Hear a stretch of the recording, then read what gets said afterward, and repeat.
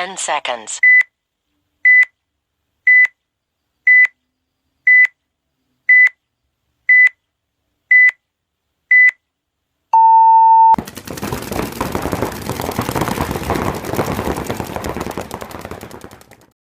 Okay, yeah, it's recording.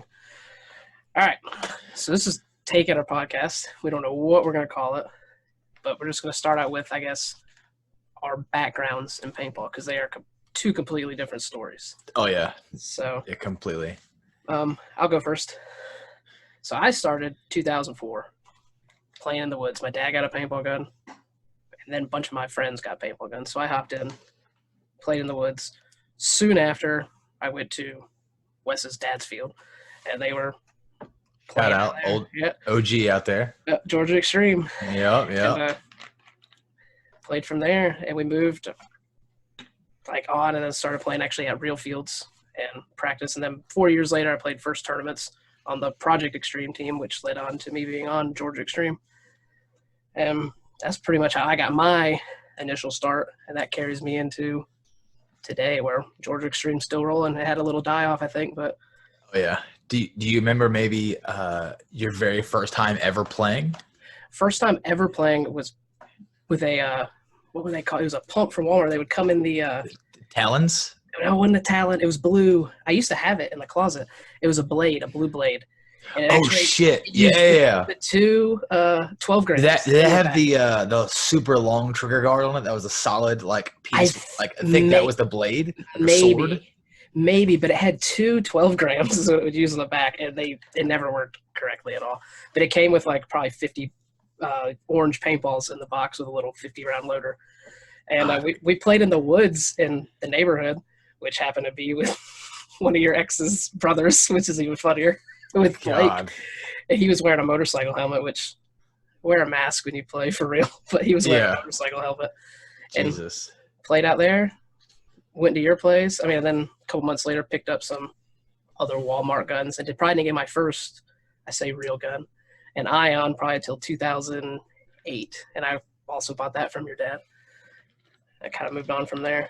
That was I remember buying the paint at Walmart at the time when they had the Tiger Sharks and the Talons, and that was the thing. And you would buy the paint in the plastic jugs of 200 rounds, and they always had the Brass Eagle, which that was the cheapest we can get at the time. Yep. And then they always had the cases of the RPS Marbleizer, which was the King Daddy paint back then. Yeah. If you had Marbleizer, you were like God tier. And what year would this have been? Oh, God. Early 2000s? Because mine was about 04. Yeah. It would have had to be probably 98 to 2000, because I want to say the very first time I played was probably at a work outing for my father. He was working at Chatham Parkway Toyota.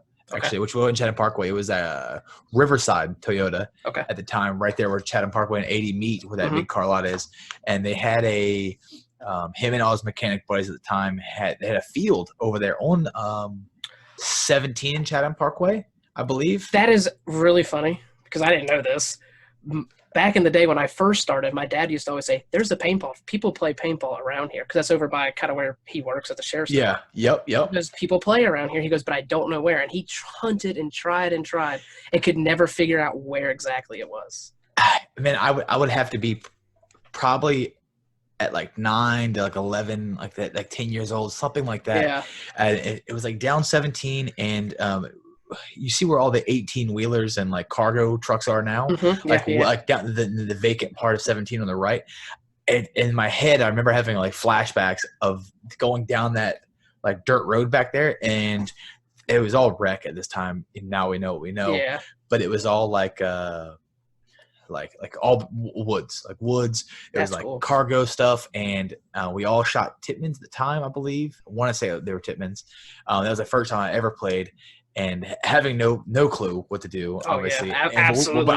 But I was playing with a bunch of 28 to 35, 40-year-old dudes at the time, and it was night and day. And I remember after that, we were like, man, we got to play some more. And I got into it really heavy.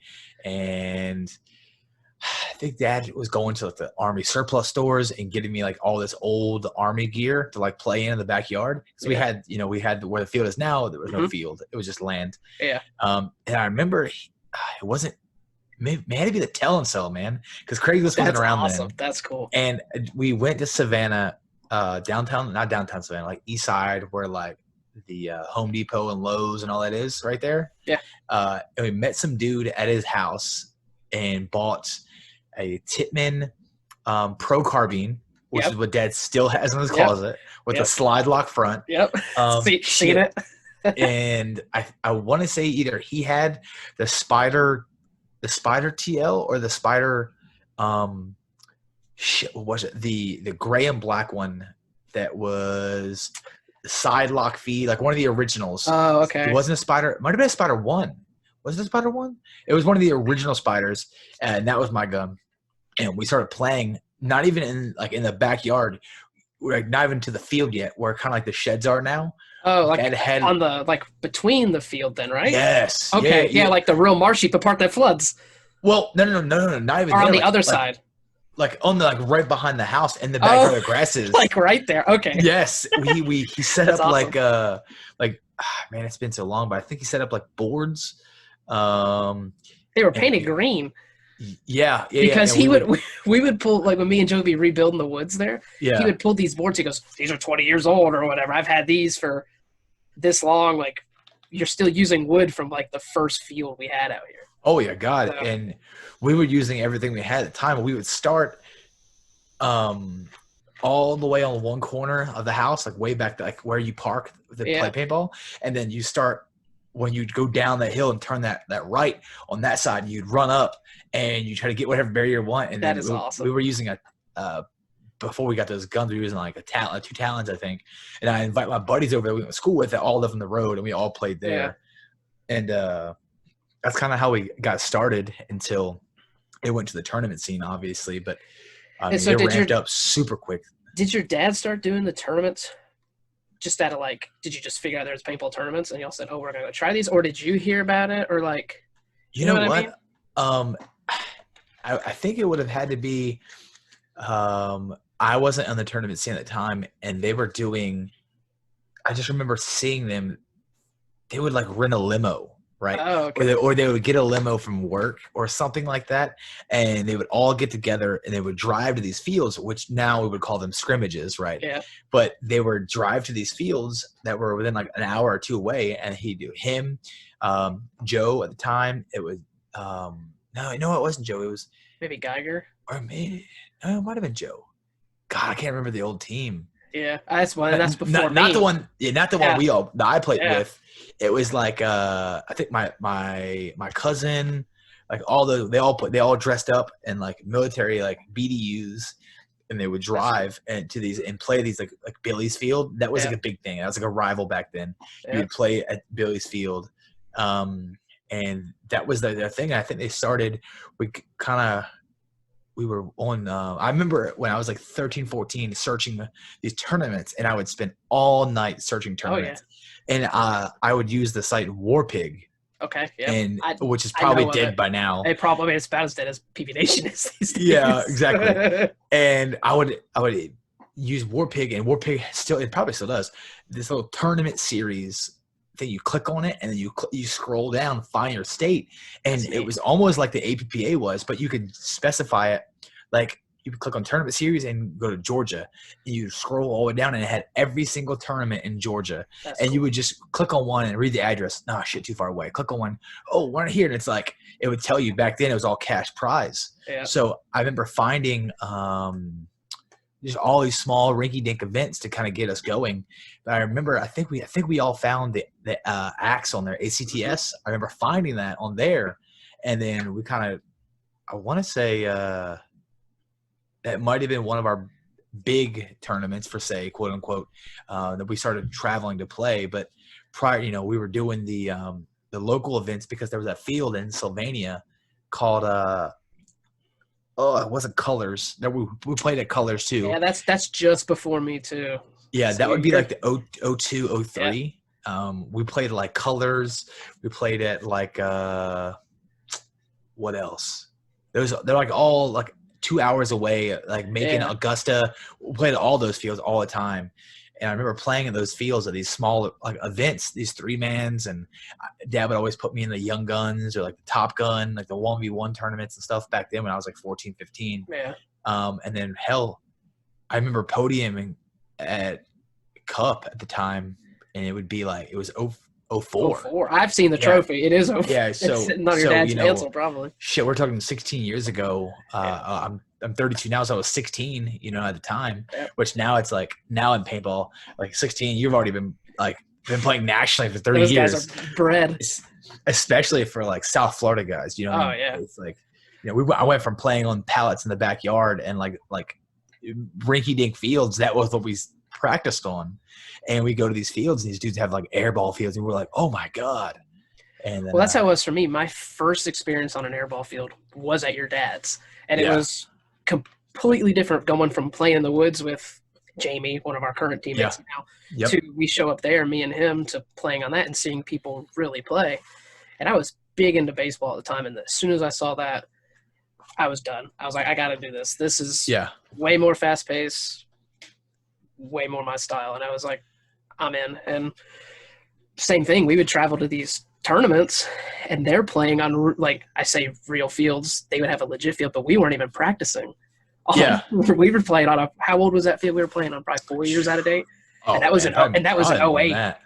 Yeah. You guys had, you probably never played on the field that had prior to that, but you played on the Mighty Big X. Yes. That was the Mighty field. It was like yellow and blue. Yep. We had all the X's and and Dad did all this kind of like when he opened this field, that was kind of like we had rec players, but he was one of the only fields in the area that was geared. I guess because I played, he geared it towards straight speedball. We had tons of rec, and we would get parties, but we survived as much as we could just on the speedball players, which is like now it's like unheard of. Speedballs. We know that. You know what I mean? So, but before then, we had the fields from like that 97 to 2002 era where all the hoses were connected, and you would walk up and turn the giant fan on in the corner of the field, and you just walk away, which is the best thing. Don't get me wrong. Well, because God, you don't have to pump any of them up. There's not a paintball player in the world that has had a fun time inflating a field. No. That's 100% thing that you just hate doing. You're like, oh, pump the field up again. Damn it. Mm-hmm. But I remember just walking by there, and all you had to do was flip that giant fan on, which now seeing those fans, they use them for like the air out like carpet and houses and stuff. It's probably similar to like things they use for those bounce houses and stuff. Same thing. No, same fan. Okay. Same fan. You would turn. It was in the corner, and it had on the outside of the field. It ran down the gray giant tubing. That's so crazy. Every let's say 20-yard line, there was a connecting hose in between them, and then each connecting hose had like 6 caps, and you would run you had long, shorts, mids, and you would run the hose off of them and then make your bunker wherever you wanted to go. Oh, so you could actually move the bunkers around. They weren't. Yeah. No. You could flip them left, right. You could, you had a 10-foot radius you could put them in. I had always seen those and assumed that it was like one, you bought a field and that was the layout you got. That was it. No. I didn't know that. You could walk up, turn it on. You let them pump up. You typically want to move when they're not pumped up. Yeah. But you would move it around, and then you're like, all right, well, I think this is it. You turn the field on and just walk away, and it just pumps itself up. And you're like, that's awesome. You walk out there, you're like, why is it unpumped up? It had some water on it. Shake the water off, and the bunker pumps up instantly. Like, oh, that's great. Awesome. Yeah. That's but you had to leave the fan on typically the entire time because the bunkers are so cheaply made. The air would leak out of the seams. Oh. So you had to leave it on because you would just turn it on. You're like, in mid game, you're shooting. And you're like, what's going on? Why is my, it was cones and wings. And it was this little a drum with 2 itty bitty wings hanging off like a bottom of a rocket ship with the top cut off. And you're like, why is this bitch going down? I don't understand. And you don't hear the fan running anymore. Yeah. You try to scream and hope somebody turns the fan on and they don't die. That's funny. Yeah, see, I didn't know that. I had always seen those in videos, but never, like I said, that's just before me. Never played on anything. Yeah, if you want to catch those, go back to Trauma Head Sports videos when a dude is watching Rocky Cagnogi play, when he's in his prime, and they're all on those, like, they're all shooting cockers versus angels. That's typically crazy. that's all they shot. Oh yeah. And it was on all those fields. That's what we had. And we felt like we were high on the hog then, because that was like the best field in the world. We're like, oh my god, this field's amazing. I remember y'all's Chronic field too. Now that I'm thinking about it, I remember the orange and black Chronic. That was we were a Chronic or a Zap field. We shot all Zap paint. That came in like a gray box, right? Like a grayish blue, maybe. No, I remember shooting the Chronic. The Chronic came in just like this bunkers. It came in a black box with an orange C on it. We rarely shot that because that was like the highest in ball you can get. And if I remember correctly, they made like Chronic, which is like evil. Mm-hmm. Then they made like Chronic 420. As funny as that sounds, for like ultra evil, and that was like the highest end tournament paint you can get. Back then, we would test our paint same way as it is now. You drop it from the hip. You want it at least within the second drop. You want it to break. That's like pretty good. And we would pop the ball and squeeze it. And if the paint puddled up like a pile of toothpaste, you're like, that shit's good. Like, nice and thick. It hits them and it just like sticks. Oh and like you can't get it off. It just smears. And Chronic had it was the nastiest, like dirty orange, like. It might not have been them. Somebody else was using iodine in their paint at the time. It would stain you, so you couldn't get it off. It might have been. It was them or somebody else at the time. They call it like the cheater ball. You couldn't get it. Well, once it's on you, you couldn't get it off. It comes right out with water, but in the game, it just smears like toothpaste. It's terrible. That is awesome. Yeah, see, that's just before me. Like I said, the first time I played at your dad's field was, I think, 04 or 05, and then. I was just playing rec ball 5 or 6 times a year, like Brass Eagle Raider, Spider E99, all those things.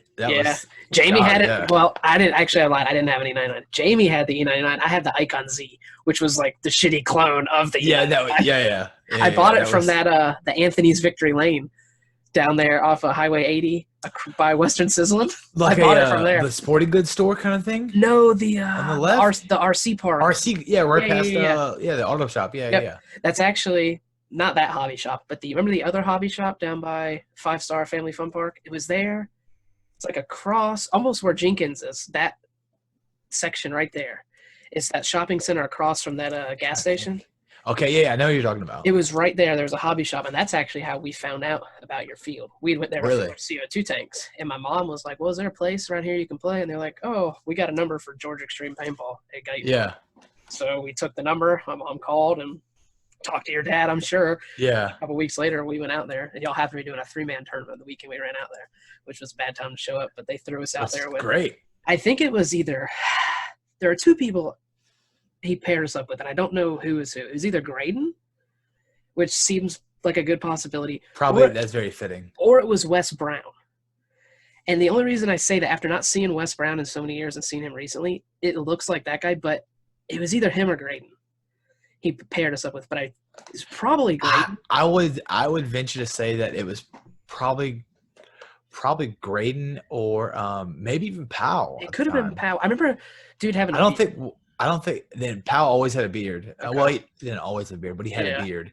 I don't know anybody else back then that would have had a beard that really played with us. Because you were like reffing or something. Yep. I remember we had shields, like you could get points for this. However y'all were doing this tournament, you could get points. Some players got shields, got different guns or something. They were doing something. Yeah, I think it was Dad. He had some like idea. It was a small, like a 3-man event. Like it was open, obviously, but we didn't draw like nowadays open players to it. But it was like for every kill you got on the team, like if you shot all 3 of them, it's 3 points. I think if you pulled the flag in the middle of a game, it's 2 points. So you would try to like shoot 2 of them, pull the flag, and shoot the last guy to get 5 points. And then every X amount of points, you can get an upgrade for the game. So you can get like a shield. So you could run to your bunker, put the shield down, play, and if you're going to move, you can pick your shield up and run to the next bunker. It was something really weird like that. I remember, you had to like use your points as an upgrade system to like get stuff for the field. I do remember that. And that was the first time I ever showed up at a paintball field. That was the first time I saw it being played, other than like me and my friends playing in the woods. Was that I was so confused. And we used, they weren't Tippmann 98s. They were some sort of Tippmann carbine or Pro carbine or Yeah. Now, something. Dad. He had 2 SL68 carbines. Maybe that's what it was. That's the Tippmann that had the I talked about earlier, the tank weight on the very back of the gun, and you screwed it straight on but the top like a rifle, and the bottom had like a G7, like they're holding, and it had a slide lock button. You can hit it and slide it forward, and it pulled the breech out of the gun, and you could stick a squeegee through there and pull it through the gun. That must have been what he let us use. Because that was like his pride and joy. Like he let me and Jamie use them. Like, we had this. I wonder if you use your points to like upgrade to those. Maybe that's what it was, because we didn't use probably because the Walmart guns we had were that bad. I mean, it was a Brass Eagle Raider is what I had. This was before the E99 and stuff. And Jamie had some red gun. I don't even remember what it was, but I just remember using those things and being like sitting behind a bunker going, "Oh my God, this is terrifying." Like, yeah, I made a big mistake. I need to go back to the woods. It's a hell of a first day to come out to a field. You get go out there to play just some like random rec ball, and you get thrown into a tournament. It's like always the best thing. It was a thing. I mean, we came back, we walked across that bridge many times in my life going back there to play at that swamp. So God, I remember that place going underwater so many times, and all the players want to play, and we have to figure out ways to like get to the field because there's like it's probably 50 or 60 yards of like marsh, and you like if it was dry, it's great. Oh yeah, because you just walk right on back there. Yeah. If it rained like pretty hard that week, oh buddy, you're like floating. Yeah, we would put pallets down wood and try to like hope it didn't get that high. And the crazy thing was the field was always dry. Perfect. Because it went uphill like super high. Yeah. You would like walk out of the staging area, you'd like walk up onto the field, and it was like perfectly flat. It was like level. Yep. We just needed grass. That's all we needed. Yeah. Good luck. That was like the downside of living in that place. It always had just dirt and sand. It was always in that hill. You just can never get it to grow ever. But it probably made us better paintball players playing on a field like that. Imagine if we would have got used to playing on a grass field. I mean, and same having all the bunkers. I don't think we'd play as. I mean, me personally, at least, I wouldn't play as good as. Well, I still take into the account like we fall back and we rely on our mental capacity of the game, like figuring out how to go through the repetitions of what you've learned in practice and apply it to the game. Your gun skills, all your like legit drills you ran, like those still account in the game. Oh yeah. You know, and nowadays, I don't want to say the game's ruined, but nowadays when you see these guys that go out there and, you know, hey, I'm happy for them that they get to play on an amazing field. 3 weeks in a row on the same layout. They can just shoot these lanes, and they know every single move, they know from the D1, they can shoot the Alpha, the Bravo, the 200, they can shoot back inside, they can ghost the corner. You know, we were getting these tournaments, and it wasn't as prevalent back then as it is now. Now it's rampant. But back then it was typically all blind layouts, which is it's amazing to me. I think if you go to a field when it's a blind layout, I think it's a neutral. First of all, it's a neutral field. Agreed. Nobody knows anything about it, and it's like a heads up. You learn on the fly.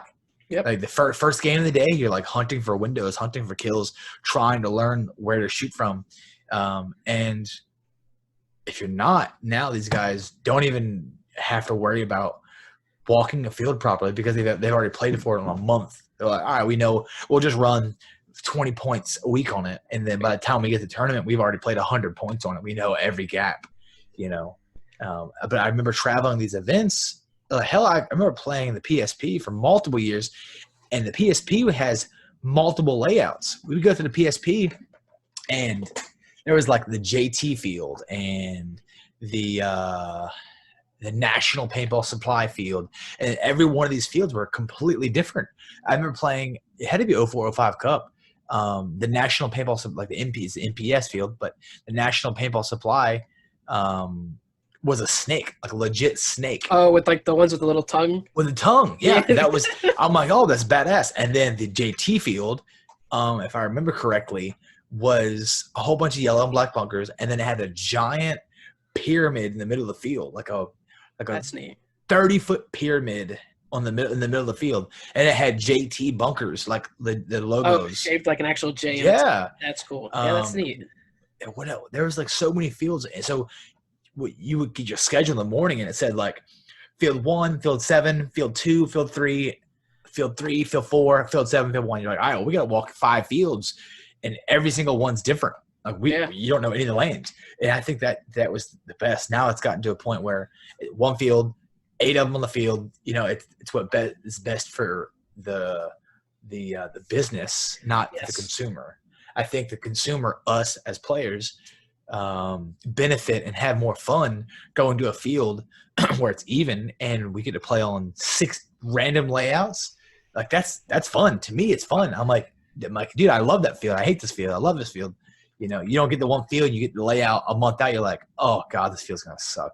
See, I have real mixed emotions about it because growing up in a time where I never could play on a legit field, like I couldn't practice this PSP layout, this GFOA, this CFOA layout. I never knew. We would set up a layout as close as we could, but it's still, we're using tombstones in places of Aztecs. It was never the same. So hell yeah. 10 years ago, I 100% agree. But now, me personally, now that I have the opportunity, it's 2020 and we can finally get a field. I can afford to play on it. And like, I mean, we got a nice field, hopefully opening up real soon for us with brand new bunkers. I mean, so I'm like, okay, but I think in general for the sport, it probably is better if everyone did a blind layout. Or it doesn't, to me, it doesn't necessarily have to be blind. I would even be fine with you getting it the Wednesday before the event because no one's going to have time, or even the Sunday before or whatever, the week before, do it on the Monday so you don't have the weekend. If the team can set up in the middle of the week, that's whatever. They're going to have 1 day, 2 days to play on it. Well, you know, we see guys that we know personally on their stories that are the layout drops Wednesday. They're at their field Wednesday night, setting them up, and they're walking it. Thursday after work, they're like running points on it. Friday, they're like doing drills, and then a double day of practice Saturday and Sunday. Dude, this is the first week the damn layouts come out. You have three days of play on it? Yep. And it's like, Sunday for us, and we're just setting the layout up. Yes. And then we're getting a half day on it. We got there late. Like everybody talked. Everybody talked to what you did the night before. Everybody's eating jelly donuts, having a good time. And then it's like you dicked around. It's 1 o'clock. You're like, all right, well, I guess we'll, you know. It's time for lunch now, dog. Yeah, shit. And everybody's already thinking like, hey, we're going to Wild Wings after this to get a beer and some wings? And you don't want to play. Like, shit, I'm already beat down. I already set this field up. And the other problem with that is we're playing probably some of the, no matter what anybody says, people can argue with me, probably playing some of the best paintball players in the state, in the United States. Listen, hands down. I don't care what anybody tells me, East Coast, West Coast, whatever. Your best paintball players come from your East Coast and probably come from Florida. Yeah, no, seriously, there's a reason, and I've always said this, and I've argued with several people about this. There's like 3 states that provide paintball players.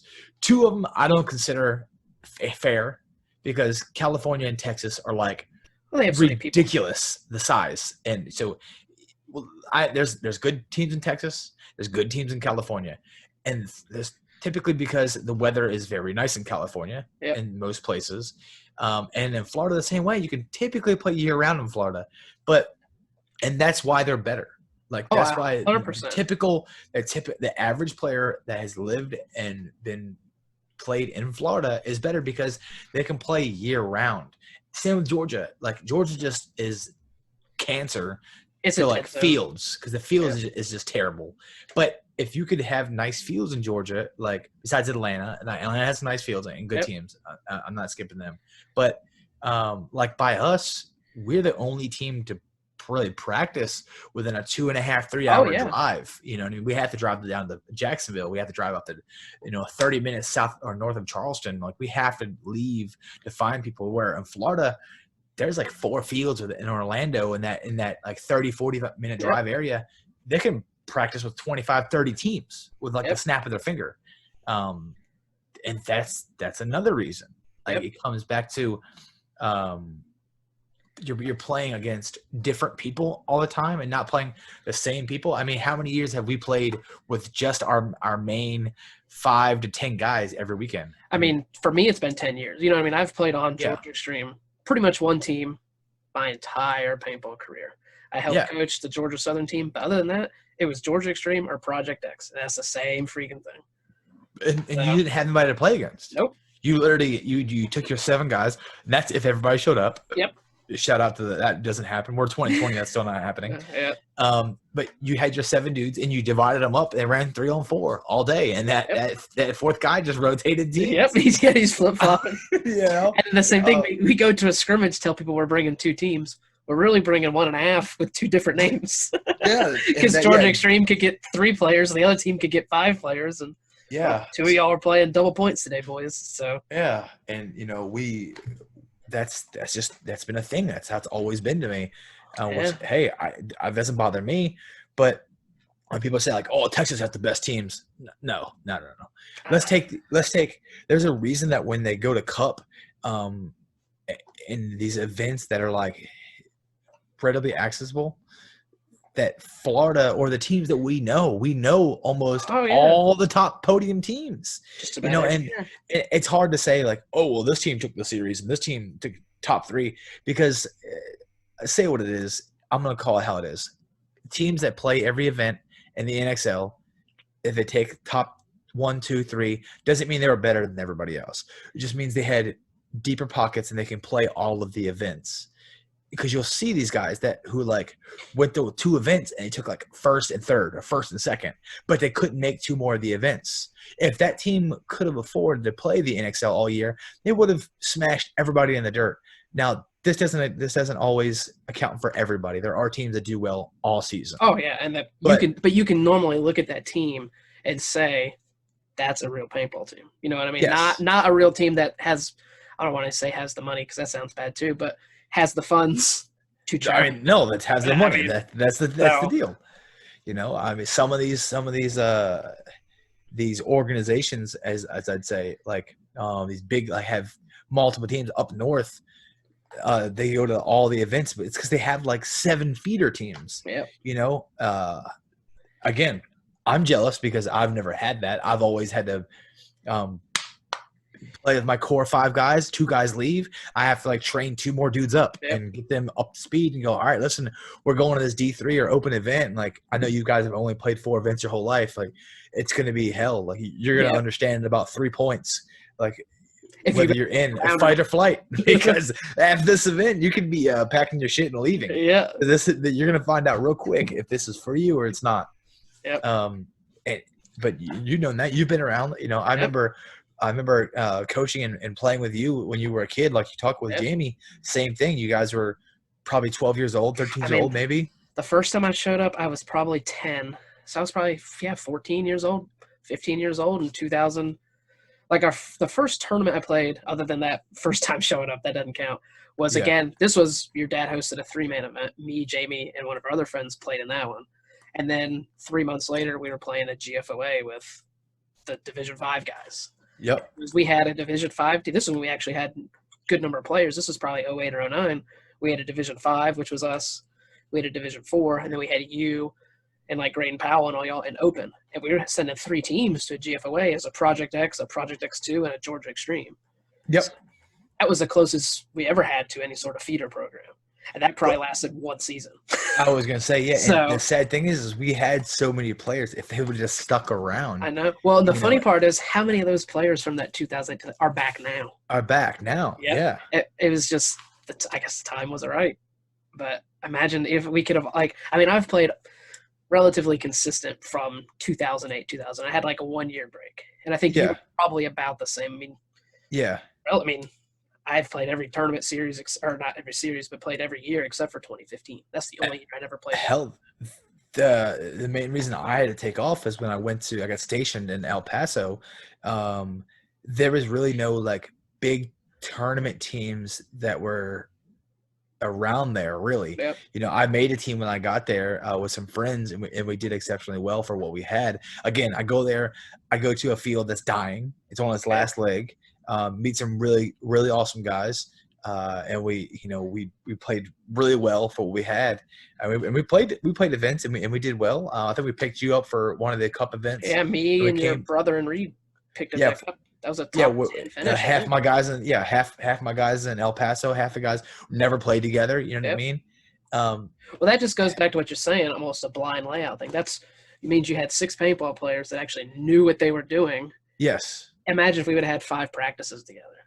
yes, That team probably could have maybe played top 5. Maybe could have we yeah, needed one more bracket, and we yep. would have moved on. But And it's just, and that's the luck of the draw. That's how yep. that works. And that's how it's always been with me.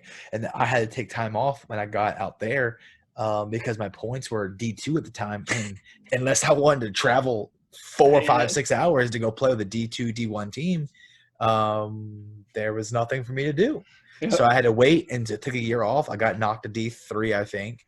So I could play D4 events. Thank God. Shout out to the most sandbag division in paintball. Absolutely. Listen, there's a reason that like D3 5-man, when you watch it, I think personally, D3 5-man is one of the most easiest nationally played divisions. When you watch these teams play, and you're like, oh, they're good, and then you watch the D4 like X ball lines and D4 5-man, you're like, I think those Ds would beat the D3 line. Yeah, no, right? Because there's just because D4 is such a great area to like sandbag in. Yep. God, dude, it's so sandbaggy in 4 that you can go to 3 and be like, this was no different. This was the same. I'm actually playing people that I've never seen before, and they're not that good. Like, I mean, you look at the documentary we just watched. Those guys went from wrong. They had professional coach, but they went from 4 to 2, and they got rolled the first event, and they like caught on really quick and were playing just fine.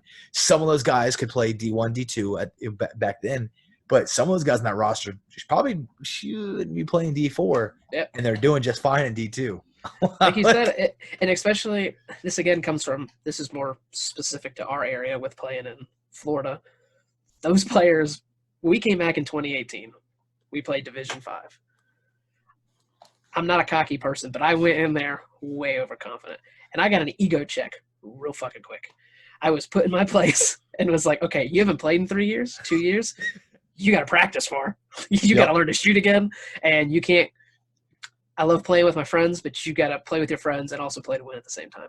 Yeah, no, there is no – like – and like you said, I mean, it comes back to the thing that everybody's like, oh, well, just play for fun and play to have a good time. And I play no, like you can't do that anymore. If you want to do that, that's fine, but you can't do that in the big tournament series anymore. You'll literally just get ran into the dirt. That doesn't happen, especially in our area.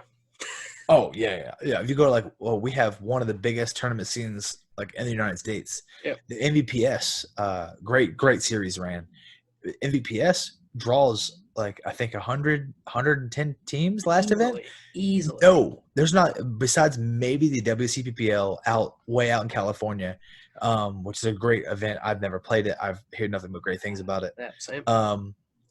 Same thing. They draw so many teams, but the talent level at these events are, I think, a full division higher than where they should be. I would agree. I think D4, these D4 guys playing the D4 X Ball can go play D3 X Ball, not even like sweating it. At least 90% of the teams, yeah.